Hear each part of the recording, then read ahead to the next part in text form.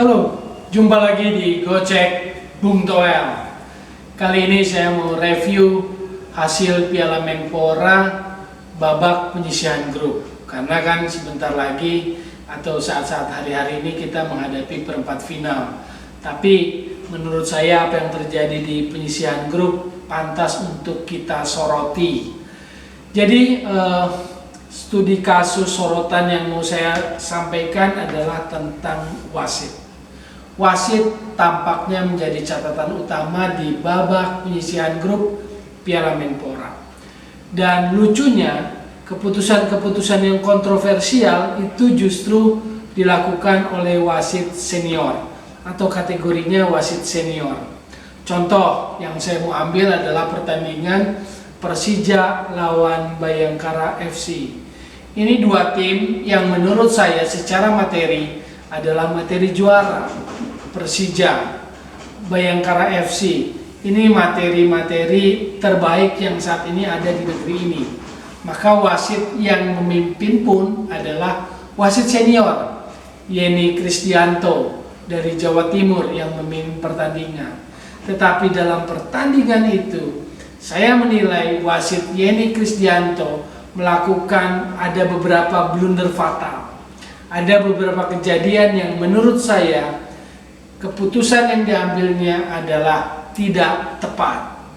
Misalnya, pemukulan Jajang Mulyana dengan Marklock, lalu pemukulan Ezekiel Enduasel kepada Yan Mota, lalu juga yang terakhir adalah kejadian pelanggaran Yan Mota pada Hansa Muyama di area penalti. Tetapi keputusan yang diambil oleh Yeni Kristianto adalah pelanggaran eksekusi tendangan bebas di luar area penalti.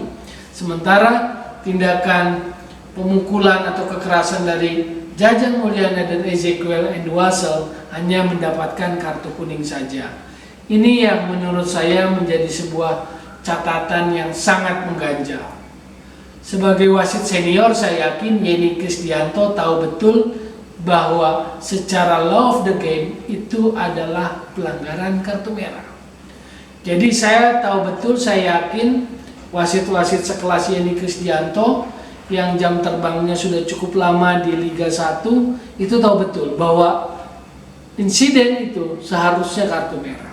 Jadi secara teknis, aturan, law of the game, Yeni Kristianto tahu betul bahwa itu adalah pelanggaran yang tidak bisa ditolerir, misconduct, kan begitu, unsportive behavior, tindakan yang tidak sportif, maka ganjarannya harusnya kartu merah. Pertanyaannya, kenapa Yeni Kristianto sampai memberikan atau hanya memberikan kartu kuning? Jawaban yang pasti hanya Yeni Kristianto yang tahu. Artinya ini adalah sesuatu yang non teknis.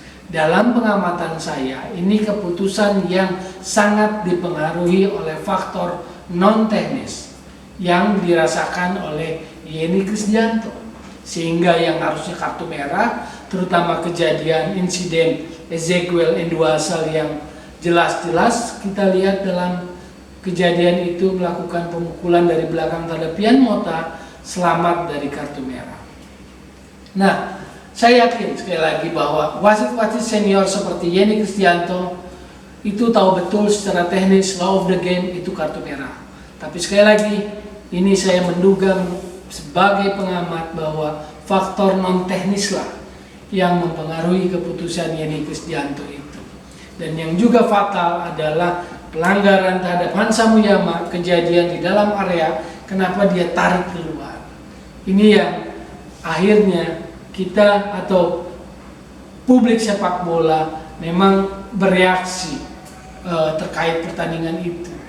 Di medsos ada banyak reaksi terkait pertandingan itu, termasuk kepada saya banyak yang mempertanyakan hal ihwal keputusan-keputusan wasit di pertandingan Persebaya Bayangkara FC. Nah, satu hal yang mungkin saya mau tambahkan, persaingan di grup B ini memang kalau kita lihat dari materi, saya balik lagi tadi, Persija dan Bayangkara adalah materi juara. Jadi sebetulnya kalau bicara soal favorit, soal unggulan, sebetulnya Persija dan Bayangkara Bayangkara layak lolos ke babak berikutnya atau perempat final. Tetapi grup ini persaingannya, konstelasinya berubah ketika pertandingan pertama Persija itu kalah oleh PSM. Jadi PSM lah sang kuda hitam di grup ini yang sedikit mengubah konstelasi persaingan grup ini. Sehingga di pertandingan terakhir Persija Bayangkara mereka harus habis-habisan. Mereka harus saling mengalahkan untuk lolos. Dan kita lihat akhirnya dibumbui oleh keputusan-keputusan yang tidak tepat dari wasit Jenny Kristianto. Ini tentu saja sangat memprihatinkan karena hal-hal yang sifatnya sangat kasat mata, misconduct, unsportive behavior justru tidak ditindak tegas oleh wasit. Mau sampai kapan hal seperti ini dibiarkan? Kan begitu. Lalu saya sebetulnya juga menunggu respon reaksi dari Komdis. Ternyata nggak ada Komdis bersuara apapun selama atau sesudah dari peristiwa pertandingan itu. Ya mungkin mohon maklum kali masa pandemi ini Komdisnya lagi isoman sepertinya ya, isolasi mandiri. Tapi belakangan hari-hari terakhir saya dengar tuh pernyataan dari komite wasit yang dilansir berbagai media, termasuk di media sosial banyak dikutip, bahwa komite wasit PSSI yang artinya kan itu isinya ketuanya pasti adalah exco, karena komite wasit adalah standing komite atau komite tetap di PSSI, itu menyatakan bahwa performa wasit selama babak penyisihan grup oke-oke saja. Di mata komite wasit, performa wasit oke-oke saja, tapi di mata saya, setidaknya saya sebagai pengamat sepak bola, ada beberapa hal yang sangat fatal, blunder, dan menurut saya terlalu kasar. Kalau offside masih error oke lah, masih offside masih error, atau keputusan penalti tidak penalti yang amandemen terbaru terkait penalti masih oke lah. Tapi kalau tindakan yang unsportive behavior, tindakan pemukulan dan sebagainya tidak kartu merah, buat saya itu menjadi sebuah hal yang sangat fatal atau catatan yang nggak boleh dianggap remeh. Mau sampai kapan tindakan seperti itu dibiarkan? Ini kan sepak bola terbaik negeri ini secara strata. Saya nggak bicara soal kualitas, kalau kualitas debatable, tapi secara strata mereka yang main ini kan di Piala Menpora adalah klub-klub terbaik Indonesia. Anak-anak muda yang saat ini sedang meniti karir berlatih di SSB kan melihat itu. Jadi ini bukan contoh yang baik dalam konteks pembinaan. Makanya walaupun di masa pandemi nggak ada lagi tuh player escort yang biasanya anak-anak karena masa pandemi, tapi jangan lupa bahwa sepak bola selalu bawa player escort yang anak-anak. Artinya apa? Sepak bola selalu memikirkan generasi penerus, generasi masa depan. Jadi jangan berikan tontonan yang tidak bermutu atau contoh perilaku di lapangan yang tidak bermutu kepada generasi penerus sepak bola negeri ini.